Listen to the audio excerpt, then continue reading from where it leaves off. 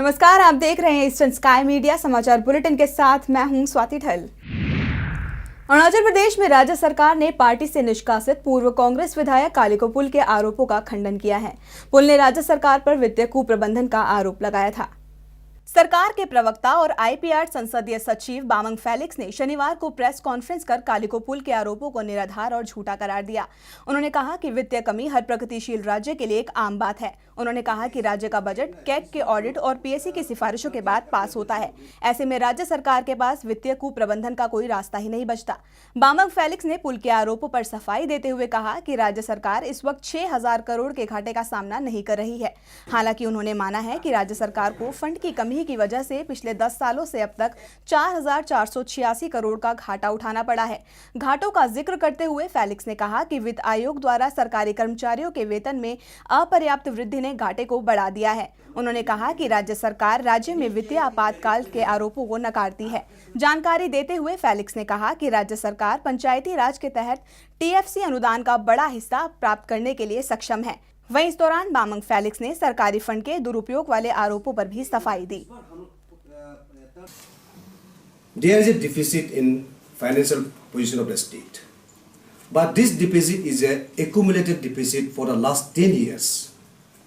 ये 10 साल का accumulated deficit है।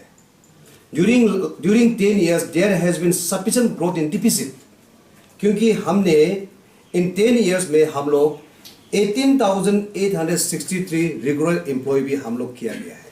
18,863 लास्ट 10 इयर्स में रेगुलर एम्प्लॉय, तो एम्प्लॉयमेंट तो देना पड़ेगा अपने सिटीजन को, तो जिसका वजह से हम लोग का नॉन प्लान डिफिसिट बढ़ता गया। It is clarified that government of India approves and release fund to the state government as per the national programme coordination committee recommendation, which is actively specific. Further, as per the district-wise approval, the funds are released to the districts for implementation as per record ROP, that is record of proceeding. No activity has been taken up which is not approved in the ROP at district level. The state government has received funds to the tune of rupees 119.90 crores during 2014-15 under NRHM through state treasury, which has already been released to the districts. SSA teachers' salary and the NRHM salary is not being paid by the state government. It is paid from the central government. That is not correct. That is, I am also holding the education department. I know it. The fund has already come. It has come on 27th of March. 27th of March at the last pay year end. Now very soon we are going to disburse the salaries to the teachers of the SSA. Yeah. For the last January, February, March, we have not disbursed the salaries to them because we have not received salary fund from the central government. You see, the press conference of Mr. Kaliko Pull makes it clear, no? That he was one of the senior member of the party of the government till day before yesterday. He could have given all these inputs for the welfare of the state. During last 10 years, there has been significant growth in deficit. During 2005-06 base year for 12 Finance Commission, non-plan deficit was to the tune of rupees 146.47 crore. 146.47 crore. 2005-06 base year of 12 Finance Commission. Whereas it has increased to rupees 4,486.74 crore during 2014-15, the terminal year of 13 Finance Commission. 4,000. Tripura में chit fund कंपनियों से संबंधों को लेकर अब तक विपक्ष का हमला झेल रहे मुख्यमंत्री मणिक सरकार को अब उनके मंत्रियों ने ही घेरना शुरू कर दिया है। सरकार से नाराज मंत्री बादल चौधरी ने खुलासा किया है कि रोज वैली कंपनी सरकारी जमीन पर कब्जा कर अपने गैर कानूनी कारोबार को अंजाम दे रही थी, लेकिन सरकार सब कुछ जानते हुए भी मूक दर्शक बनी हुई थी। चिटफंड कंपनियों से संबंधों को लेकर विपक्ष के निशाने पर रहने वाले सीएम मणिक सरकार पर उनके राजस्व मंत्री ने बड़ा बम फोड़ा है। सरकार से इन दिनों नाराज चल रहे राजस्व मंत्री बादल चौधरी ने खुलासा किया है कि रोज वैली कंपनी ने अमताली इलाके में बने अम्यूजमेंट पार्क वाली सरकारी जमीन पर कब्जा कर अपने गैर कानूनी धंधे को अंजाम दिया था उन्होंने दावा किया है कि सरकार को इस बारे में भनक थी, लेकिन इसके बावजूद भी सरकार ने इस घोटाले को रोकने के लिए कोई कदम नहीं उठाया। चौधरी ने कब्जा की गई जमीन के आंकड़ों के बारे में जानकारी देते हुए बताया कि रोज वैली पार्क 39.51 एकड़ जमीन पर बना है, जिसमें 20.02 एकड़ जमीन रोज वैली की है। इनमें से 13.40 एकड़ की सरकारी जमीन पर कंपनी ने कब्जा किया हुआ था। बादल ने सीएम से सवालिया लहजे में पूछा, जब कंपनी ने 2008 में सरकारी जमीन पर कब्जा किया था तो उन्होंने कार्रवाई में देरी करते हुए 2011 में कंपनी को कारण बताओ नोटिस जारी क्यों किया। उन्होंने खुलासा किया कि सरकार ने 2012-13 में रोज वैली कंपनी से 60 लाख रुपए टैक्स के रूप में लिए थे। ऐसे में सवाल खड़ा होता है कि अगर सरकार जानती थी कि कंपनी अवैध कारोबार कर रही है तो वो ऐसी कंपनी से टैक्स कैसे लगा सकती है। अरुणाचल प्रदेश के सोलंग मोपिन ग्राउंड में रविवार को गालो समुदाय का महत्वपूर्ण त्योहार मोपिन फेस्टिवल मनाया गया। फेस्ट में राज्य के मुख्यमंत्री नाबम तुकी मुख्य अतिथि के तौर पर उपस्थित रहे। गालो समुदाय का प्रमुख त्योहार मोपिन फेस्टिवल फसल कटाई का त्योहार है। सोलंग मोपिन ग्राउंड में बहुत ही धूमधाम से इस त्योहार को मनाया गया। इस दौरान गालो समुदाय की महिलाओं, बच्चों और पुरुषों ने पारंपरिक नृत्य की सुंदर प्रस्तुति पेश की। साथ ही कई सांस्कृतिक कार्यक्रमों का भी आयोजन किया गया। वहीं मुख्य अतिथि के तौर पर उपस्थित रहे राज्य के मुख्यमंत्री नाबम तुकी ने सभी को त्योहार की शुभकामनाएं दी और कहा कि ये साल शांति, सद्भाव, भाईचारे और बम्पर फसल लेकर आए। वहीं उन्होंने समुदाय की संस्कृति, परंपरा और स्थानीय भाषा के संरक्षण की जरूरत पर बल दिया। उन्होंने कहा कि राज्य सरकार स्थानीय पुजारियों की मदद के लिए हर संभव प्रयास करेगी। सीएम ने कहा कि आने वाले वक्त में अरुणाचल प्रदेश सभी क्षेत्रों में विकसित होगा। इस दौरान तुकी ने सोलंग मोपिन हेरिटेज सेंटर बनाने के लिए 5 करोड़ रुपए की राशि का ऐलान किया। फेस्ट में कांग्रेस कमेटी के अध्यक्ष पादी रिचो, विधायक न्यामर कारबक समेत कई लोग उपस्थित रहे। ये मोपिन फेस्टिवल हमको एक साथ जुड़ के रखता है।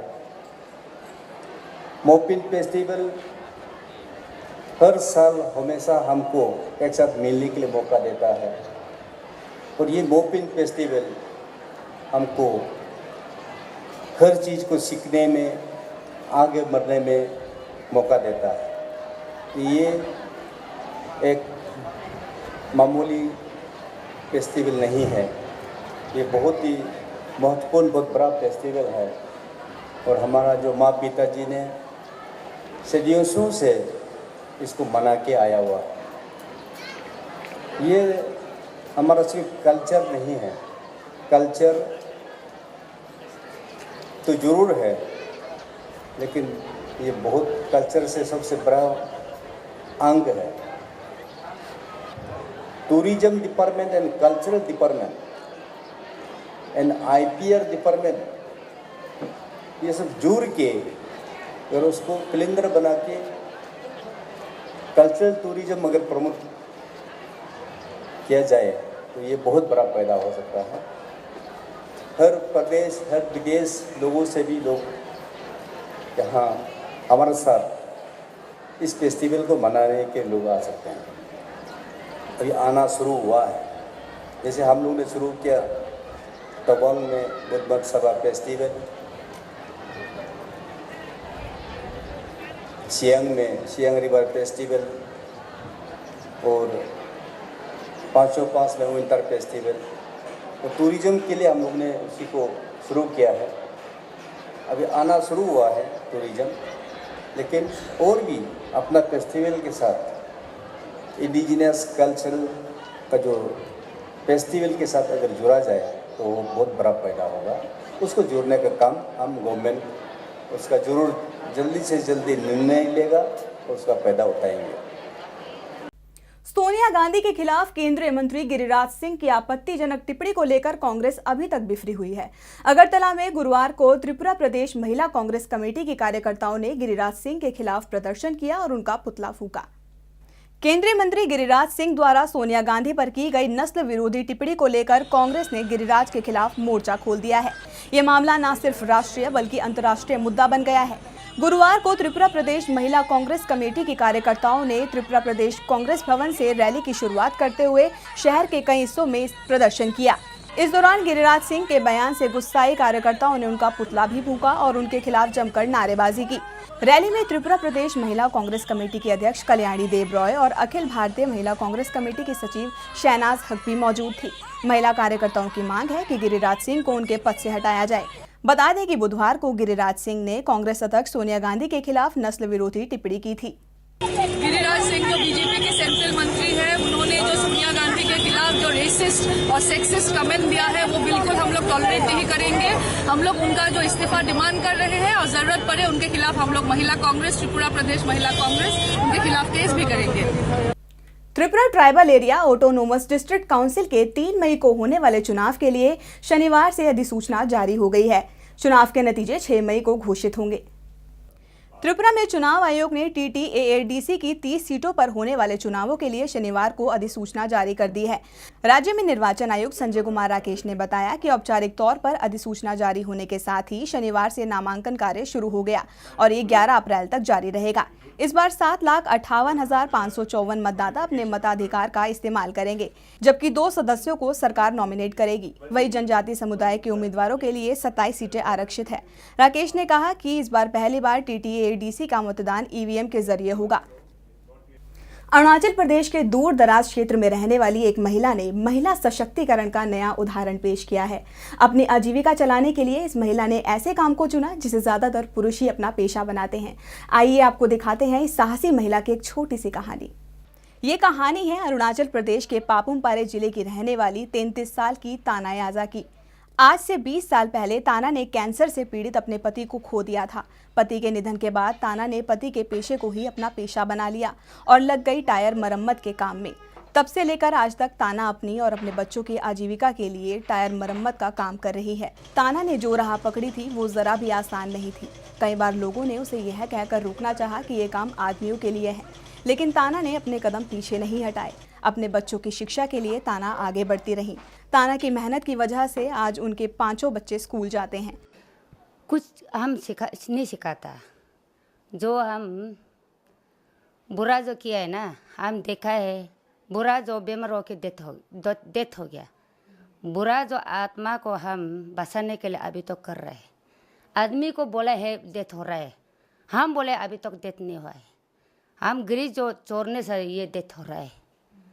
अभी आत्मा बचा करके हम कर रहे हैं। डेथ होने वाला जो बुरा जो ना, बच्चा को बचाने के लिए, पढ़ाने के लिए, वो बच्चा ज़्यादा है। हम लड़की है सिर्फ 4 तो भगवान लिए है, 4 तो हम जो प्लस किए है। वो अभी जो पर्जन हो रहा है 5 तो पर्जन हो रहा है। एक लड़का है अभी कहाँ बैठा हुआ है, पढ़ रहा है। अपनी बहन की कड़ी मेहनत को देखते हुए ताना के छोटे भाई का कहना है कि राज्य सरकार को उनकी मदद के लिए आगे आना चाहिए ताकि वो बड़ा खराज खोलकर अपना काम कर सके।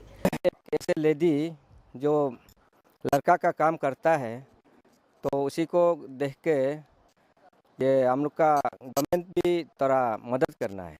उसी को मदद करने से और भी वो आगे बढ़ सकता है, बड़ा एक गैरेज भी खोल सकता है। मतलब ऐसा है, इसीलिए थोड़ा मदद देने से बहुत अच्छा है सरकारी जो।